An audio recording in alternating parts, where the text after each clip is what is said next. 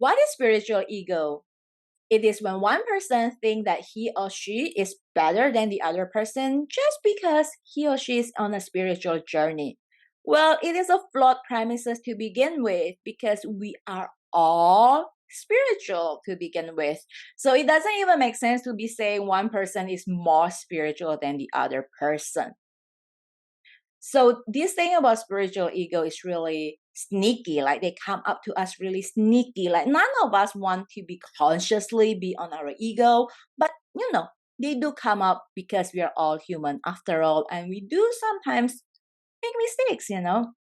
So speaking of which, we are all spiritual because we are made of spirit. We are all extension of spirit, of the divine, of source energy, manifesting and living and experiencing a human physical body.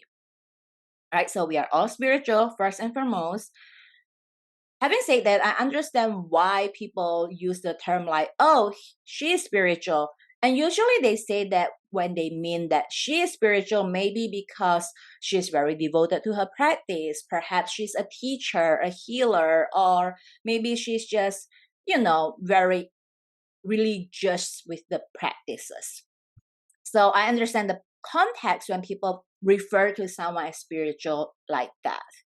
However, spiritual ego is another thing. It is about judgment. It is about the superior inferior complex. So when one person thinks they are better than the other because of their spiritual practice or their spiritual belief or journey.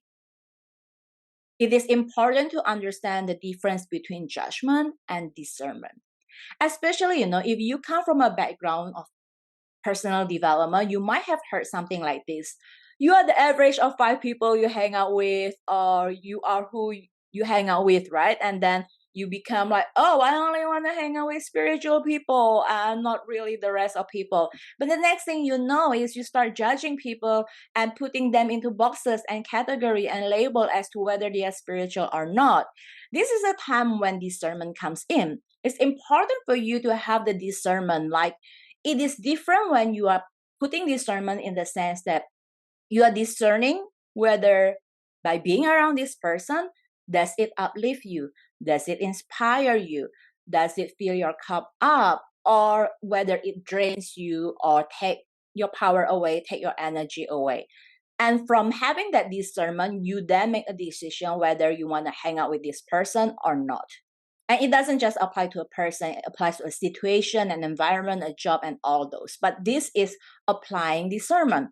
However, judgment is totally different thing. Judgment is coming from this I'm better than you think, I'm more superior. And it's not even about whether this person is draining your energy or not. You immediately, before or else, you already shun the person away and put them in the box because you label them as not spiritual and hence less than you or not worthy of hanging out with you.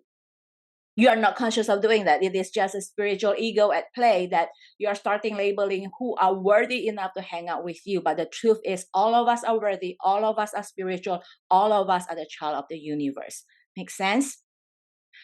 In fact, like personally, the most spiritual person, if you may, that I have met and experienced are people who probably don't even meditate or people who might sometimes smoke, but they are spiritual in the sense that they are manifesting divine love and expressing and embodying the qualities of the divine, whether it is the love and the compassion and the forgiveness and the pure heartedness, the innocence, the awe and the wonder and the joy and that big heartedness to help one another, to love one another, to care for one another.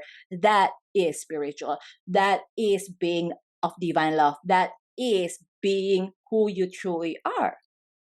To me, that is spiritual. And as I said, the most spiritual person I've ever met, not necessarily burn all the stages or do all the yoga poses or meditate for 500 hours or not. It's not that.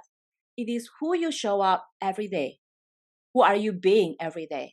And how you treat yourself and how you treat others, how you see yourself and how you see others, how you think about yourself and others. and all of those. Let every single action and decision and intention that you make at every single day comes from a place of love, not judgment. From love, not fear. From love, not ego. Easier said than done, but it's important and it is possible. All it takes is conscious practice. So the next time you catch yourself starting to label people as to whether they are spiritual or not, or whether they are good enough or not good enough, just stop for a moment and bless them instead. And most importantly, bless yourself and forgive yourself for doing that.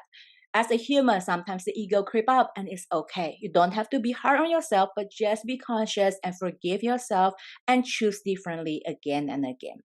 I hope this video brings some inspiration to you. If you like it, click like or leave a comment so I know what you have learned and what's your takeaway. And subscribe along so we get to connect more and you get to be updated on the next video. And I'll see you again.